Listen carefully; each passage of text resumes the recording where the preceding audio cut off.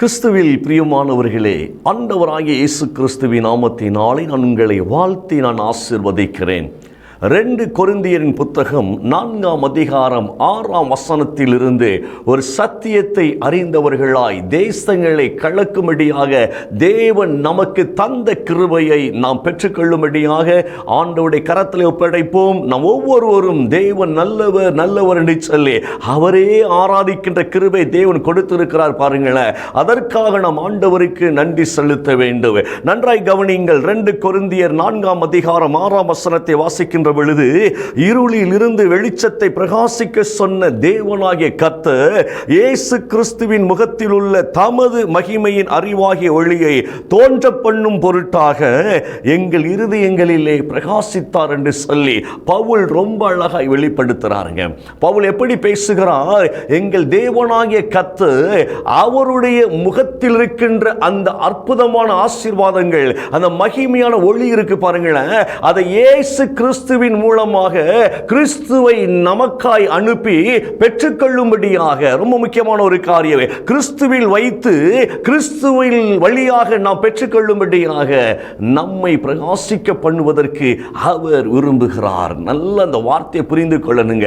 உலகத்திலே வந்த தேவனால் உண்டாக்கப்பட்ட எந்த மனுஷனாக இருந்தாலும் அவன் இருளில் இராதபடிக்கு வெளிச்சத்தில் நடக்க வேண்டும் என்று சொல்லி தேவனாகிய கர்த்தர் தீர்மானம் பண்ணினபடியினாலே நீங்களும் நானும் பிரகாசிக்கின்ற அந்த மகிமையான ஒளியை பெற்றுக்கொள்வதற்காக தம் ஒரே மகனாய கிறிஸ்துவின் மீது தேவன் தமது மகிமையை வைத்து அனுப்பி நம்மை ஆசீர்வதிக்கும்படியாக அவர் திருவுளம் பற்றினார். ரொம்ப ஒரு அழகான வார்த்தைங்க. பிரகாசிக்கின்ற ஒரு அனுபவம் நமக்கு தேவையாக இருக்கிறது. அநேகருடைய வாழ்க்கையை பார்க்கின்ற பொழுது இருளான சூழ்நிலைக்குள் வாழ்ந்து கொண்டிருக்கிறோம். அப்படித்தானே போராட்டங்கள், சஞ்சலங்கள், தவிப்புகள், வேதனைகள், கஷ்டங்கள், அவமானங்கள், பொருளாதார நெருக்கடி என்று சொல்லி பல இருளான சூழ்நிலைகளுக்குள் கடந்து வர நம்முடைய வாழ்க்கை இருக்கிறது பாருங்களேன். அது நிமித்தம் சோர்ந்து போய் விடுகிறோம். ஆனால் தேவனாகிய கர்த்தர் நல்லா கவனிங்களேன், நமக்கு அற்புதமாய் அவர் அதிசயங்களை காண பண்ணுகிறவராய் இருக்கிறார். தாவீது இவ்வாறாக சொல்லுகிறார், மரண இருளின் பள்ளத்தாக்கில் நாங்கள் நடக்க நேர்ந்தாலும் எங்கள் தேவனாய் கர்த்தர் எங்களோட கூட இருக்கிறபடியினாலே நான் அதற்கு பயப்பட மாட்டேன். சூப்பர்லாங்க, பயப்பட மாட்டேன். எப்படிப்பட்ட சூழ்நிலை வந்தாலும் என் தேவனாய் கர்த்தர் என்னோட கூட இருக்கிறபடியினாலே, அவர் எனக்கு முன்பதாய் வைத்திருக்கிறபடியினாலே நான் அசைக்கப்படுவதில்லை. அருமையான ஒரு வார்த்தைங்க. ஏன்னா தேவனை அறிந்தவர்கள், தேவனை ருசி பார்த்தவர்கள் ஒரு நாளும் வெட்கப்பட்டு போவது இல்லை. அவர்கள் அவரை நோக்கி பார்த்து பிரகாசம் அடைந்தார்கள். அவருடைய முகங்கள் ஒரு நாளும் வெட்கப்பட்டு போவது இல்லை. சிங்கக்குட்டிகள் தாழ்ச்சி அடைந்து பட்டினியாய் கிடக்கலாங்க. ஆனால் கர்த்தரை தேடுகிற நம்முடைய வாழ்வோ எந்த குறையும் இல்லாமல் ஆசீர்வதிக்கப்படும் என்று சொல்லி ஆண்டவர் சொன்ன அந்த வார்த்தையை கவனித்து பாருங்கள். நீங்களும் நானும் பூமியிலே ஆசீர்வாதமாய் இருக்கும்படியாக, பிரகாசித்திருக்கும்படியாக, அநேகருக்கு வெளிச்சம் கொடுக்கும்படியாக கர்த்தர் நம்ம மேல வைத்திருக்கிற கிருபைங்க. கவலைப்படாதீங்க. நாம் பிரகாசிக்கும்படியாகவே பூமிக்கு அனுப்பப்பட்டிருக்கிறோம். தேவனாய் கர்த்தர் நம்மை உருவாக்கி இந்த பூமியில் என் பிள்ளைகள் வாழ்ந்து சுகமாய் இருக்க வேண்டும், அவருடைய ராஜ்யத்தை, அவருடைய நாமத்தை, அவருடைய மகிமையை நம் வழியாக இந்த பூமி கண்டுகொள்ள வேண்டும் என்று சொல்லி நமக்காக கிறிஸ்துவை அவர் அனுப்பினார். இந்த வார்த்தை ரொம்ப அழகா இருக்கிறது. இயேசு கிறிஸ்துவின் முகத்தில் உள்ள, இயேசு கிறிஸ்துவின் முகம் நல்லா கவனித்துக் கொள்ளுங்கள், தேவ சித்தத்தை நிறைவேற்றும்படியாக ஏங்கிக் கொண்டிருந்தது.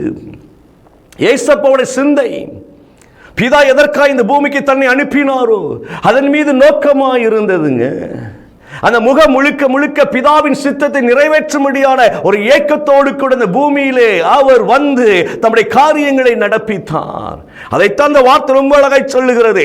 இயேசு கிறிஸ்துவின் முகத்தில் உள்ள தேவனுடைய திட்டம், தேவனுடைய மகிமையின் அறிவாகிய அந்த ஒளியை தோன்ற பண்ணும் பொருட்டாக நமக்குள்ள, நம்முடைய இருதயங்களுக்குள் அவர் பிரகாசித்தார். இயேசு நமக்குள் பிரகாசிக்கின்ற பொழுது நாம் பூமியிலே பிரகாசம் உள்ளவர்களாய் நாம் வாழ்ந்து சுகமாய் இருக்க முடியும். நல்ல கவனிங்க, இது சாதாரண ஒரு காரியம் இல்லை. நீங்களும் நானும் பூமிக்கு வெளிச்சமாய், பூமிக்கு வெளிச்சமாய், பூமிக்கு உப்பாய், தேவனுடைய நாம மகிமைப்படும்படியாய் கனி கொடுக்கிறவர்களாய் இருக்க தேவன் நம்மை அழைத்திருக்கிறார். சோர்ந்து போய் விடுகிறோமே, ஜெபம் பண்ண முடியல பிரதர். ஏன் ஜெபம் பண்ண முடியலன்னு கேட்டா, போராட்டம், சஞ்சலங்கள், தவிப்புகள். முடியல பிரதர், பயங்கரமான ஒர்க்லோட் ஜாஸ்தி, ரொம்ப ஒர்க்லோடு. ஜெபிக்க டைம் இல்லை, வேதத்தை வாசிக்க டைம் இல்லை என்று சொல்லி உலகத்தோடு ஓடுகிற ஓட்டத்தில் தேவனுடைய மகிமையான ஆசீர்வாதங்களை இழந்தவர்களாய் காணப்படுகிறோம். ஜெபமுனுங்க அப்படி சொன்னோம்னா முடியல அப்படிங்கிறோம். நேரமும் இல்லை, நேரம் இருந்தால் உலக கவலையில் நிமித்தமாய் ஜெபிக்க முடியல, ஆண்டவர் ஆராதிக்க முடியல. நினைக்கிறோம் ஆனால் செய்ய முடியலை. ஏன் தெரியுமாங்க? அதே நீங்கள் 2 கொரிந்தியரின் புத்தகம் 4ஆம் அதிகாரத்தில் நீங்கள் 4வது வசனத்தை வாசித்து பார்த்தீங்க அப்படின்னா ரொம்ப அழகாய் ஆண்டவருடைய வார்த்தை சொல்லப்பட்டு இருக்கிறது. என்ன தெரியுமா? தேவனுடைய சாயலாய் இருக்கிற கிறிஸ்துவின் மகிமையான சுவிசேஷத்தின் ஒளி, தேவனுடைய சாயலாய் இருக்கிற மகிமையான கிறிஸ்துவின் சுவிசேஷத்தின் ஒளியானது அவிசுவாசிகளாகி அவர்களுக்கு பிரகாசமாய் இராதபடிக்கு இந்த பிரபஞ்சத்தின் தேவனானவன் பிசாசானவன் அவர்களின் மனதை குருடாக்கி வைத்திருக்கிறான் என்று சொல்லி பார்க்கிறோம். கிறிஸ்துவின் மகிமையான ஒளி அவிசுவாசிகளாய் அவர்களுக்கு பிரகாசமாய் இராதபடிக்கு கண்கள் குருடாக்கப்பட்டிருக்கிறது, மனக்கண்களை குருடாக்கி வைத்திருக்கிறதை பார்க்க முடிகிறது. அவிசுவாசிகளை குறித்து வேதம் சொல்லுகிறது, சாத்தானால் அவர்கள் குருடாக்கப்பட்டவர்கள். நல்ல கவனிங்க. சபைகளுக்குள் போய்கொண்டிருக்கிறோம், சர்ச்சுக்கு ரொம்ப தீவிரமாய் போகிறோம், எந்த கூட்டங்கள் நடந்தாலும் ரொம்ப தீவிரமாய் போகிறோம், வார்த்தை கேட்பதிலே ஆர்வத்தோடு கூட கலந்து கொள்ளுகிறோம். சில ஊழியக்காரர்கள் மீது அன்பு வைத்து அவங்க வார்த்தைகளை கேட்பதிலே தீவிரம் காட்டுகிறோம். நல்ல விஷயங்கள் தான். ஆனால் கேட்கப்படுகிற வார்த்தைகளினாலே நாம் பலன் அடைகிறோமோ? ஒரு கேள்விதானங்க அது.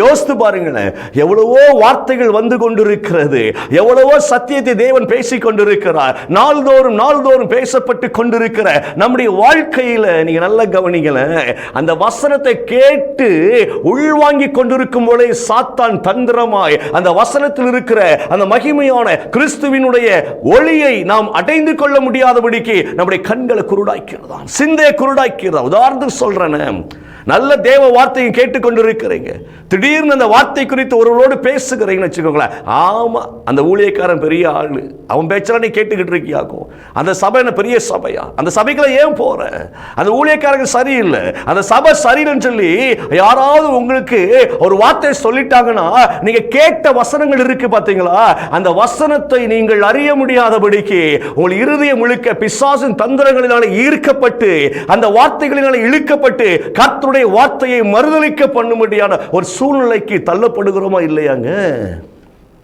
மனக்கண்கள் குருடாக்கப்படுகிறது அல்லவா? யாரையாவது ஒருத்தரை பற்றி குறை சொன்ன உடனே கர்த்தருடைய வார்த்தையை மறந்து விடுகிறோமே. நான் ஒன்று சொல்லட்டுமா?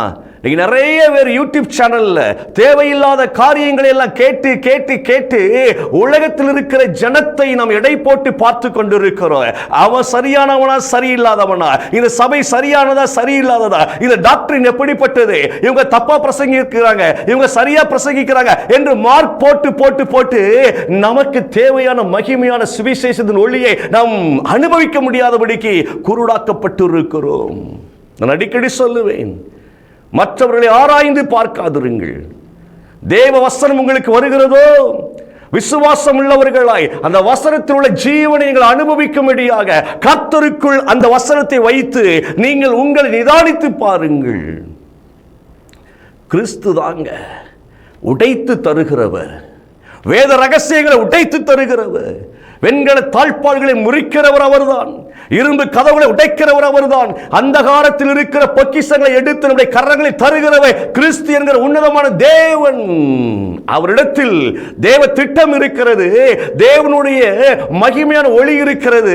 அதை நாம் பெற்றுக்கொள்ளும்படியாக அவர் நமக்குள் வாசமாய் இருக்க விரும்புகிறார். வசனத்தை அனுப்பி அனுப்பி அனுப்பி அனுப்பி என் பிள்ளைகள் எல்லாம் விடுதலை பெற வேண்டும், என் பிள்ளைங்க அற்புதங்களை பெற வேண்டும் என்று சொல்லி வார்த்தையை நமக்குள் அவர் பேசிக்கொண்டே இருக்கிறாருங்க. அவர் தமது வசனத்தை அனுப்பி குணமாக்கி அழிவிலிருந்து தப்புவிக்கிறவர் அல்லவோ. சூப்பருங்க. யோசித்து பாருங்க. உங்களுக்கு கர்த்தருடைய வார்த்தை வருது, இப்போ நீ பயப்படாதே, நான் உன்னோட கூட இருக்கிறேன் என்கிற வார்த்தை வருதுன்னு வைத்துக் கொள்ளுங்களேன். அப்படியே அந்த நேரத்தில் ஒரு செகண்ட் நீங்கள் பலனடைவீங்க. அடுத்த செகண்ட் சாத்தான் சைடில் இருந்து உங்கள் சிந்தனை தூண்டுவான். இத்தனை வருஷம் ஜெபம் பண்ணிக்கிட்டு இருக்க, உனக்கு என்ன நடந்தது? சும்மா சொல்லுவாங்க, அதெல்லாம் கேட்காத. நீ பைபிள் வாசிக்காம இருக்கிற, நீ சர்ச்சுக்கு போகாம இருக்கிற, எல்லாரும் சொல்றத இவங்களும் சொல்றாங்க, அந்த வார்த்தை ஏற்றுக்கொள்ளாது என்று சைடில் உங்கள் மனதிற்குள்ள பேச ஆரம்பித்த உடனே நீங்கள் கேட்ட தேவ வார்த்தை இருக்கு பார்த்தீங்களா, அதை நீங்க மறக்க பண்ணும்படியாக அந்த காரியங்கள் செய்துவிடும். அதுதான் மனதை குருடாக்கக்கூடிய அனுபவம். பிசாசு குருடாக்குகிறவன் மனதை. தேவன் நல்ல கவனிங்க, நாம் பிரகாசித்திருக்கும்படியாக நம் வழியாக பிசாசுகள் ஓடும்படியாக கிருபை தந்திருக்கிறார். பிசாசுகளை துரத்துவீர்கள் அப்படின்னு ஆண்டவர் சொல்லி இருக்கிறாருங்க. சர்ப்பங்களை மிதிப்பீர்கள், தேள்களை மிதிப்பீர்கள். எவ்வளவு பெரிய வார்த்தை பாருங்க, எவ்வளவு பெரிய வார்த்தை. நீங்கள் தேள்களை மிதிக்கவும், சர்ப்பங்களை மிதிக்கவும், சர்ப்பங்களை எடுக்கவும், பிசாசுகளை துரத்தவும், வியாதிகளை குணமாக்கவும் நீங்கள் அதிகாரம் பெற்றவர்கள். நீங்கள் நான் அந்த அதிகாரத்தில் உள்ளவங்க. விசுவாசிக்கிறவர்கள் நடக்கின்ற அடையாளங்கள். யாரெல்லாம் பிரகாசமா இருக்கின்ற தேவ மகிமையின் ஒளியை அனுபவிக்கிறோமோ அவர்களை கண்டு இருள் ஓடும். இயேசுவின் நாமத்தினால் அந்த அதிகாரம் உங்களுக்கும் எனக்கும் இருக்கிறது. இயேசுவின் நாமத்தில் பெற்றுக்கொள்ளுங்க இந்த வல்லமையை. பயப்படாதீர்கள். யாருடைய வார்த்தையும் கேட்டு கலங்காதீங்க. தரித்திரம் இருக்கிறதோ, கடன் பிரச்சனை இருக்கிறதோ, கர்த்தர் சொல்லியிருக்கிறார் பாருங்களேன், இந்த மனக்கண்களை திறந்தவர்களாய் நல்ல கவனிங்க. நீ அநேக ஜாதிகளுக்கு கடன் கொடுப்பாய், நீயோ கடன் வாங்காதிருப்பாய் என்கிற வார்த்தையை நீங்க பேசி கடனை விரட்டுங்க இயேசுவின் நாமத்தினால். உங்களை சுற்றி நெருக்கி இருக்கிற பாரங்கள், பாவங்கள் எல்லாம் உதறி தள்ளும்படியான கிருபை நம்மிடத்தில் ஆண்டவர் தந்திருக்கிறாருங்க. ரீபாகா நாளாகந்தரபோ சூப்பருங்க. அனுபவிங்க கர்த்தருடைய வார்த்தையை. சில நேரம் சொல்லுவாங்க, நீ பண்ணின காரியங்களுக்கு நீ அனுபவிக்கிற. கர்த்தர் அப்படி இல்லைங்க. நாம் பண்ணின காரியங்களை எல்லாம் மன்னித்து, பாவங்களை எல்லாம் மன்னித்து, சாபங்களை நிர்மூலமாக்கி, அவருடைய வல்லமையினாலே அவருடைய மகிமையை அனுபவிக்கும்படியாய் கிருபை தந்திருக்கிறார். விசுவாசிங்க. பிசாசு கண்களை குருடாக்குகிறவன், தேவனோ கண்களை திறக்கிறவராய் இருக்கிறார். எவ்வளவு அழகான வார்த்தை கவனிங்களேன். அதே 2 கொரிந்தியர் 4ஆம் அதிகாரம் 7ஆம் வசனத்தை வாசிக்கின்ற பொழுது பவுல் இவ்வாறாக சொல்லுகிறார், இப்படிப்பட்ட மகிமையான ஒளி எங்களுக்குள் பிரகாசிக்கின்றபடியினால இந்த மகத்துவம் உள்ள வல்லமை, இந்த மகத்துவம் உள்ள வல்லமை எங்களால் உண்டாகிறாமல் தேவனால் உண்டாயிருக்கிறது என்று நாங்கள் விளங்கிக் கொள்ளும்படியாக இந்த பொக்கிஷத்தை மண் பாண்டங்களில் நாங்கள் பெற்றிருக்கிறோம். இது ஒரு மண்பாண்டம், மண்ணுக்குரியது, மண்ணிலிருந்து எடுக்கப்பட்டது, மண்ணுக்கு திரும்ப கொள்ளக்கூடிய மண்பாண்டம் இது. ஆனால் இந்த மண் பாண்டத்தில் என்ன இருக்கு தெரியுமா? கர்த்தரின் மகிமை இருக்கிறது, கர்த்தரின் வல்லமை இருக்கிறது. அந்த வல்லமை எங்களால் அல்ல, எங்கள் தேவனால் உண்டாயிருக்கிறதை நாங்கள் விளங்கும்படியாக இது ஒரு பெரிய பொக்கிஷமாய் எங்களுக்குள் தேவன் வைத்திருக்கிறார். விசுவாசித்து பேசுகிறார் பவுல். பயங்கரமான பொக்கிஷம், கர்த்தருடைய மகிமையான ஒளி, சுவிசேஷத்தின் மகிமையான ஒளி. கர்த்தர் கொடுத்திருக்கிற சுவிசேஷம் இருக்கு பாருங்கள, கர்த்தருடைய வார்த்தை இருக்கு பாருங்க, மண் பாண்டங்களுக்குள்ளது. சூப்பருங்க. பெற்றிருக்கிறபடியினால கலக்கிறாருங்க மனுஷன். அந்த பவுல நீங்க யோசித்து பாருங்களேன், எப்படி உணர்ந்து தேவ வல்லமை அனுபவிச்சிருக்கிறார் பாருங்களேன். நம்ம சின்ன பிரச்சனை உட்கார்ந்து அழுகிறோம், அப்படி தானே? ஏதாவது வார்த்தை வந்துட்டா, ஐயோ என் வாழ்க்கை முடிஞ்சு போச்சு, இவங்களா என்னை வெறுக்கிறாங்க, இவங்களா என்னை அவமானப்படுத்துறாங்க. அந்த இடத்துல நாம் இருக்கக்கூடாது. நாம் மண்பாண்டங்களில் பெற்றிருக்கிற தேவ வல்லமை இருக்கு பாருங்களேன். அந்த வல்லமை ஒவ்வொரு நாட்களும் நம்மை பிரகாசிக்க பண்ணுகிற வல்லமையாக இருக்கிறது. இருளில் இருந்து மகத்தான ஒளிக்கு அழைக்கப்பட்ட அந்த தேவனாகிய கர்த்தரின் புண்ணியத்தை அறிவிக்கும்படியா நீங்களும் நானும் அழைக்கப்பட்டிருக்கிற தேவனுடைய பிள்ளைகள், ஆசாரியர்களாய், ராஜாக்களாய் கர்த்தர் நம்மை நியமித்து வைத்திருக்கிறபடினாலே என் தேவ பிள்ளையே, நீ பயப்படாத, கலங்காத. எவ்வளவு பெரிய கிருபை நாம் பெற்றிருக்கிறோம். எதற்கெடுத்தாலும் பயம் பயம் பயம். கிருபை பெற்றிருக்கிறபடியினாலே கர்த்தர் நம்மை பூமிக்கு வெளிச்சமாய் பயன்படுத்த விரும்புகிறவராய் இருக்கிறார். இந்த வார்த்தை தான் உங்களோடு பேசிக் கொண்டிருக்கிறேன். மண்பாண்டங்களில் பெற்றிருக்கிறோம் என்றால் இந்த மண்பாண்டம் நிரம்பி இருக்கிறது எதால? கர்த்தரின் மகிமையால். தேவனுடைய திட்டம் முழுக்க முழுக்க நமக்குள் வைக்கப்பட்டிருக்கிறது. எனவே அவர் ரொம்ப அழகாய் சொல்லுகிறாருங்க, நாங்கள் எந்த பக்கத்தில் நெருக்கப்பட்டாலும் ஒடுங்கி போவது இல்லை. சூப்பர். இந்த வார்த்தையை கவனிச்சு பாருங்களேன். நீங்கள் பிரகாசிக்கின்ற அந்த தேவ மகிமையை, அந்த சுவிசேஷத்தினுடைய அந்த ஆழமான அந்த உள்ளார்ந்த அந்த ஆசீர்வாதத்தை நீங்க பெற்றுக்கொண்டீங்கன்னு வைத்துக் கொள்ளுங்களேன். அதை அனுபவிப்பதற்கு தேவ கிருபை நம்ம கூட தான் இருக்கு. அதை அனுபவிக்கும்படியாக பெற்றுக்கொண்ட உடனே பவுல் எழுதுகிறார், சூப்பரா எழுதுகிறார், எல்லா பக்கத்தில் நெருக்கப்பட்டோம், ஆனா ஒடுங்கி போவதில்லை, ஒடுங்கி போவதில்லை. கலக்கம் அடைந்தும் மனம் முறிவடைவதில்லை. எங்க மனசுல முறிந்து போகாதையா. கலக்கத்தை உலகம் உண்டாக்குகிறது, எங்களுக்கு எதிராய் போராடுகிறது, எங்களை வேலை செய்ய விட மறுக்கிறது, எங்களுக்கு எதிராக எல்லா விதத்திலும் தடையை உண்டாக்கி கொண்டிருக்கிறது. ஆனாலும் நாங்கள் மனம் சோர்ந்து போவதில்லை, மனம் முறிவடைவதில்லை. ஏன் தெரியுமா? இந்த மண்பாண்டம் சாதாரண மண்பாண்டம் அல்ல, கர்த்தருடைய மகிமையான சுவிசேஷத்தின் ஒளியால் நிரப்பப்பட்ட மண்பாண்டம். உலகத்திற்கு இது மண்பாண்டம் மாதிரி தெரியலாம், எளிதாய் நொறுக்கி விடலாம் என்று தெரியலாம், இந்த மண்பாண்டத்தை சீரழிச்சிடலாம் தெரியலாம். ஆனா உலகத்துக்கு ஒண்ணு தெரியாது, எங்களுக்குள் இருக்கிற தேவனை கர்த்தர் பெரியவர் என்பது தெரியாமல் இருக்கிறது. அந்த உலகம் அறியல உங்களை என்னை குறித்து. நல்லா புரிந்து கொள்ளுங்க. இந்த மண்பாண்டம் முழுக்க முழுக்க தேவனுடைய மகிமை நிறைந்த மண்பாண்டமாய் இருக்கிறபடியினால் கர்த்தருடைய அந்த ஆவியின் வல்லமை உங்களை கொண்டு பெரிய காரியம் செய்யும்படியாய் கர்த்தரால் நீங்கள் தெரிந்து கொள்ளப்பட்டபடியினால் தைரியமாய் சொல்லுங்கள், நாம் ஒடுங்கி போவது இல்லை, நாம் மனம் முறிந்து போவதில்லை. ஒருவேளை தேவ பிள்ளையே மனம் முறிந்து கவலைப்பட்டு கலங்கி கொண்டிருக்கிறாயோ, இந்த வார்த்தை இன்றைக்கு எடுத்துக்கொள். கர்த்தர் உன்னை நிரப்பி இருக்கிறபடியினால் எந்த சூழ்நிலையில நீ மனம் முறிந்து போக மாட்டாய். தேவ வல்லமை உன்னோடு கூட இருக்கிறது, தேவ பலன் உன்னோடு கூட இருக்கிறது. ரொம்ப அழகாய் சொல்லுகிறார், நாங்கள் ஒடுங்கி போவதும் இல்லை, கலக்கம் அடைந்தாலும் மனம் முறிந்து போவதில்லை, விழுந்தாலும் எழுந்திருப்போம் ஐயா. கர்த்தர் எங்களை எழுப்ப பண்ணுகிறவராய் இருக்கிறார். எழும்புவோம் இயேசுவின் நாமத்தினால். விழுந்து கிடக்கிறாய தேவ பிள்ளையே, எழும்பு எழும்பு எழும்பு, இயேசுவின் நாமத்தினாலே எழும்பு. கர்த்தர் உன்னோடு கூட இருக்கிறவராய் இருக்கிறார், உன்னை பலப்படுத்துகிறவராய் இருக்கிறார். விழுந்தது போதும், படுத்திருந்தது போதும், சோம்பேறித்தனம் போதும், கையை முடக்கி கொண்டு தூங்கினது போதும். எழும்பு இயேசுவின் நாமத்தினாலே. அந்த வல்லமையோடு நிரப்பிக் கொண்டிருக்கிற இந்த செய்தியின் வேளையிலே நீ அதை அனுபவித்துக் கொண்டிருக்கிறாய். பெற்றுக்கொள் இயேசுவின் நாமத்தினால, பெற்றுக்கொள். அந்த கிருபையை நிரப்பிக் கொண்டிருக்கிறத பார்க்கிறேன். எவ்வளவு பெரிய காரியம் பாருங்கள். அவர் சொல்றாருங்க அந்த 9ஆம் வசனத்தில், துன்பப்படுத்தப்பட்டாலும் நாங்கள் கைவிடப்படுகிறது இல்லை, கீழே தள்ளப்பட்டும் மடிந்து போவது இல்லை. சாதாரண காரியம் இல்லைங்க, சாதாரண காரியம் இல்லை. ரொம்ப அழகாய் சொல்லுகிறான். ஏன்னா விசுவாசிக்கிற அளவுக்கு தேவன் கொடுத்துக்கிற கிருபை, சுவிசேஷத்தின் ஒளி நம்ம கரங்களில் தெய்வ வார்த்தை இருக்கிறதுங்க, வேத புத்தகம் இருக்கிறது. அந்த புத்தகம் முழுக்க முழுக்க கர்த்தருடைய மகிமை நிறைந்த கர்த்தருடைய ஒளியால் நிரப்பப்பட்டிருக்கிற வார்த்தைகள். இந்த வார்த்தைகளை தியானிக்கிறவனும் இந்த வார்த்தைகளை ஏற்றுக்கொள்ளுகிறவனும் ஒரு நாள் வெட்கப்பட்டு போவதில்லை. அவன் இருளில் நடக்க நேர்ந்தாலும் இருளே அவனுக்கு வெளிச்சமாய் மாறும். சங்கீதவான் சொல்லுகிறார், நான் இருளில் இருந்தாலும் இருள் எனக்கு வெளிச்சமாய் இருக்கிறதையா, நான் முறிந்து போவது இல்லை. ஏன்னா என் கர்த்தர் எனக்கு வெளிச்சமாயிருக்கிறார், வெளிச்சமாயிருக்கிறார். உங்க மனக்கண்கள் திறக்கப்படணும் இயேசுவின் நாமத்தினால. சந்தேக புத்திகள் எல்லாம் வெளியேறட்டும் இயேசுவின் நாமத்தினால.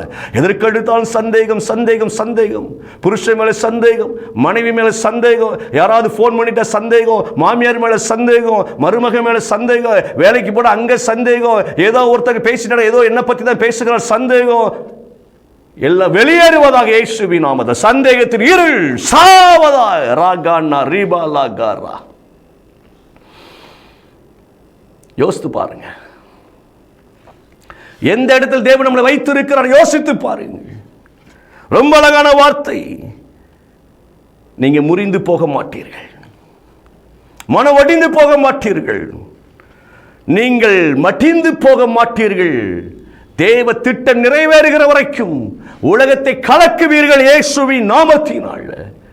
அந்த கிருபை தான் உங்களுக்கும் எனக்கும் தேவன் தந்திருக்கிறவராய் இருக்கிறாருங்க.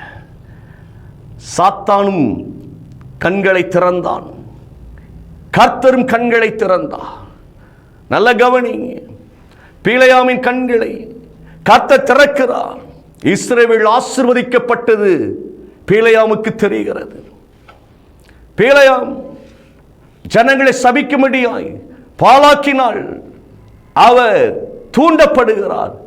கர்த்தரோ இஸ்ரவேலை ஆசீர்வதிப்பது எனக்கு பிரியம் என்று சொல்லி பிலேயாம் இடத்துல பேசியிருந்தும் பிலேயாம் மீண்டும் மீண்டும் ஆண்டவருடைய சமூகத்தில் அமர்ந்து, இல்லை பாலாக்கு சொல்லுகிறானே என்று சொன்ன ஆண்டவர் புறப்பட்டு போ என்று சொன்ன உடனே கழுதையில் ஏறி புறப்படுகிறார்.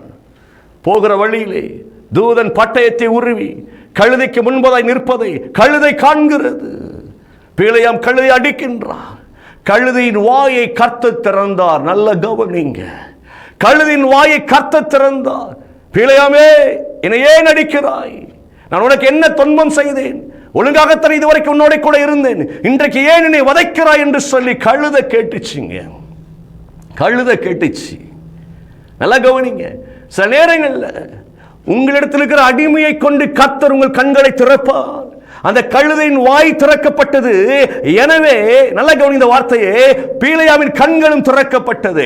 கர்த்தர் கழுதையை கொண்டு பிலேயாமின் கண்களை திறந்தார். சில நேரங்களில் நீங்கள் அற்பமாய் எண்ணிக்கொண்டிருக்கிற ஜனத்தை கொண்டு கர்த்தர் உங்கள் கண்களை திறப்பார். அவங்க வாயை கர்த்தர் திறந்துட்டார்னா உங்கள் கண்களை திறப்பதில் ரொம்ப எளிமையான ஒரு காரியம். உங்கள் வீட்டில் இருக்கிற அடிமைகள் கூட கர்த்தரால் பயன்படுத்தப்பட்டு உங்க வாழ்க்கையில் உங்கள் கண்களை திறக்கிறதற்கு ஆண்டவர் வழிகளை செய்கிறவராய் இருக்கிறார். நம்ம யாரையும் அற்பமாய் எண்ணிடக்கூடாது, யாரை அடிமையாய் எண்ணிடக்கூடாது. வீட்டில் வேலை பார்க்கிற ஆட்களாக இருந்தாலும் தெளிந்த புத்தியோடு வெளிச்சமாய் ஞானமாய் அவர்களுக்கு தேவனுடைய பார்வையில் நலமானதை செய்ய வேண்டும். கழுத அடிமைதான், பிலேயாமுக்கு வேலை செய்ய முடியாத அடிமைதான். அந்த கழுதின் வாய் திறக்கப்பட்டது, பிலேயாமின் கண்கள் திறக்கப்பட்டது. பிலேயாமின் கண்கள் திறக்கப்பட்ட பொழுது மாபெரும் தேவ திட்டம் வெளிப்பட்டது. அங்கே அந்த தேவ திட்டத்தில் இஸ்ரவேலர் ஆசீர்வதிக்கப்பட்டிருந்தார்கள். ஏதேன் தோட்டத்தில் ஆதாமின் கண்கள், ஏவாளின் கண்கள் திறக்கப்பட்டது. அந்த பழத்தை சாப்பிட்ட உடனே கண்கள் திறக்கப்பட்டது. அவர்கள் சாபத்தை கண்டார்கள், பூமி சபிக்கப்பட்டதை கண்டார்கள். என்ன அர்த்தம்? சாத்தான் நம்முடைய கண்களை திறந்தான் என்றால் எதிராயிருக்கிற அனைத்தும் நமக்கு சாபமாய் இருக்கும். இன்னைக்கு அப்படித்தான் நாம் திறந்து ஓடிக்கொண்டிருக்கிறோம். நன்மை தீமை அறியத்தக்கதாய் அந்த ஆதாம் ஏவாள் தெரிந்து கொண்டவுடனே தாங்கள் நிர்வாணி என்பதை அவர்கள் முதலாவது காண்கிறார்கள். எனக்கு அருமையான தேவ பிள்ளையே, சாத்தான் கண்களை திறந்தான். அவங்களுடைய கண்கள் திறக்கப்பட்டது. தேவனோடு ஒன்றித்திருக்கும் வரைக்கும் தேவ சாயலாய் இருந்தவர்கள் சாத்தானுடைய தூண்டுதலால் அந்த கண்கள் திறக்கப்பட்டவுடனே அவர்கள் சாபத்தை கண்டார்கள். பிலேயாமின் கண்களை கர்த்தர் திறந்தார், ஆசீர்வாதத்தை கண்டார்கள். நீங்களும் நானும் ஆசீர்வதிக்கப்படும்படியாகவே தேவன் கிருபையாய் நம்மிடத்தில் இருக்கிறபடியினால எனக்கு அருமையான தேவ பிள்ளையே, இன்றை தெளிவாய் புரிந்து வைத்துக் கொள்ளுங்கள். ஆண்டவர் நாம் ஆசீர்வதிக்கப்பட்டிருக்கிறோம் என்கிற அந்த பிரகாசமான அந்த ஒளி நமக்குள் இருக்கிறதை நீங்கள் விசுவாசிக்க வேண்டும். அதைத்தான் பவுல் ரொம்ப அழகாக எழுதுகிறார். இந்த ஒளியினாலே எங்கள் வாழ்வு மலர்ந்தது, இந்த ஒளியினாலே எங்கள் வாழ்வு மலர்ந்தது. சூப்பர்லாங்க, எவ்வளவு பெரிய வார்த்தை கவனிங்களேன். மீண்டுமாக சொல்லி உங்களை ஆசீர்வதிக்க நான் விரும்புகிறேன். இருளிலிருந்து வெளிச்சத்தை பிரகாசிக்க சொன்ன தேவன் இயேசு கிறிஸ்துவின் முகத்தில் உள்ள தமது மகிமையின் அறிவாகிய பிதாவாகிய தேவனுடைய மகிமையின் அறிவாகிய ஒளியை தோன்ற பண்ணும் பொருட்டாய் எங்கள் இருதயங்களிலே, நான் சொல்றேன், பிரகாசித்தா. உங்க இருதயங்களிலே அவர் பிரகாசிக்கிறவராய் இருக்கிறார். அவர் உங்கள் இருதயங்கள் பிரகாசித்தால்தான் உங்களுடைய கண்கள் திறக்கப்படுகிற பொழுது முழுக்க முழுக்க முழுக்க இந்த பூமி பிரகாசித்திருப்பதை நீங்கள் காண்பீர்கள். கர்த்தருடைய ஆசீர்வாதத்தை காண்பீர்கள். அவர் இன்னைக்கு தீர்மானம் பண்ணுங்கள், எங்கள் கண்கள் தேவனால் திறக்கப்படுவதாக, இயேசுவின் நாமத்தினால் திறக்கப்படுவதாக, இயேசுவின் நாமத்தினால. அந்த மகிமையான ஒளி உங்களுக்கும் எனக்கும் ஆயத்தமாக இருக்கிறதுங்க. என்றோ தேவன் தன் ஒரே மகனை அனுப்பி என்றைக்கோ இந்த பூமியிலே அவர் தம்முடைய காரியங்களை செய்து முடித்து விட்டார். ஆனால் மனக்கண்களை பிசாசு குருடாக்கி வைத்திருக்கிறபடினால பவுல் ரொம்ப அழகாக எழுதுகிறார், உங்கள் மனம் புதியதாகிறதுனால நீங்கள் மறு ரூபமாகுங்கள். சூப்பர்லாம். ஆண்டுடைய கிருபை, ஆண்டுடைய பலன் இப்போ நம்ம பெற்றுக்கொள்ள போகிறோம். கலங்காதீங்க. பிரகாசிக்கின்ற அந்த தேவ மகிமை உங்களுக்கும் எனக்கும் கொடுக்கப்பட்டு இருக்கிறது. அதை கொண்டு வந்தவர் யார் தெரியுமா? தேவனால் அனுப்பப்பட்ட இயேசு கிறிஸ்து ஒருவர் தான். அந்த இயேசு ஒருவரால் தான் நீங்களும் நானும் இந்த மண்பாண்டத்தில் கர்த்தருடைய மகிமையை பெற்றுக்கொள்ள முடியும். கண்களை மூடுவோம். அவர் உங்களை ஆசீர்வதிக்கிறவர். அதை எல்லாரும் ஒப்புக்கொடுங்க. ஆண்டவர்கிட்ட, பிதாவை நாங்கள் இப்படி கரத்தில் ஒப்புக்கொடுக்கிறோம், இயேசுவின் நாமத்தில் ஒப்புக்கொடுக்கிறோம். ஆண்டவரே, எல்லாரும் ஒப்புக்கொடுங்க. உங்கள் குடும்பத்தை, உங்கள் காரியங்களை ஒப்புக்கொடுங்க. கர்த்தர் ஆசீர்வதிக்கிற நேரம் இந்த வார்த்தையின்படி ஆசீர்வாதமாய் பிரகாசமாய் இருப்பீர்கள். பிதாவே, எங்கள் பிள்ளைகள் ஆசீர்வதிங்க. ஆண்டவரே, எத்தனை போராட்டங்கள், சஞ்சலங்கள், தவிப்புகள் இயேசுவின் நாமத்தில் நிர்மலமாவதாக. மனக்கண்கள் திறக்கப்படட்டும். கர்த்தருடைய ஆசீர்வதிக்கப்பட்ட ஆண்டவரே, அந்த பார்வை இப்பொழுது உண்டாவதாக இயேசுவின் நாமத்தினால். எங்கள் தோல்விகள், எங்களுடைய இருளான காரியங்கள் இப்ப நீங்கட்டும் இயேசுவின் நாமத்தினால். பெரிய காரியங்களை செய்யுங்கப்பா. வேதனையோடு இருக்கிற பிள்ளைங்க வாழ்க்கையில் தேவ மகிமை, தேவ பிரசன்னம் இப்ப ஊற்றப்படுவதாக. கஷ்டங்கள் மாறட்டும், கடன் பாரங்கள் மாறட்டும், வியாதிகள் நிர்மூலமாகட்டும். எல்லா விதமான பலவீனத்திலிருந்து ஆண்டவர் பிள்ளைகளை விடுவிப்பீராக. கர்த்தரின் வல்லமை பிள்ளைகள் நிரப்பட்டும் என்று சொல்லி நான் ஜெபிக்கிறேன். ஆண்டவரே, அதிசயங்களை காண பண்ணுவீராக. இயேசுவின் நாமத்தில் நான் பிள்ளைகளை ஆசீர்வதிக்கிறேன். நல்ல பிதாவே, ஆமேன், ஆமேன். எனக்கு அருமையானவர்களே, கர்த்தர் உங்களை ஆசீர்வதித்திருக்கிறார். உங்கள் கண்கள் திறக்கப்பட்டதற்காக ஆண்டவருக்கு நன்றி செலுத்துகிறேன். தொடர்ந்து தேவனுடைய அந்த மகிமையான சுவிசேஷத்தின் ஒளியில் நீங்கள் நனைந்து கொண்டிருங்கள். இருள் உங்களை விட்டு விலகி கொண்டே இருக்கும். ஒன்றும் சேதப்படுத்த முடியாதபடிக்கு கர்த்தரின் மகிமை உங்களை காத்துக்கொள்ளும். God bless you. God bless you. Amen.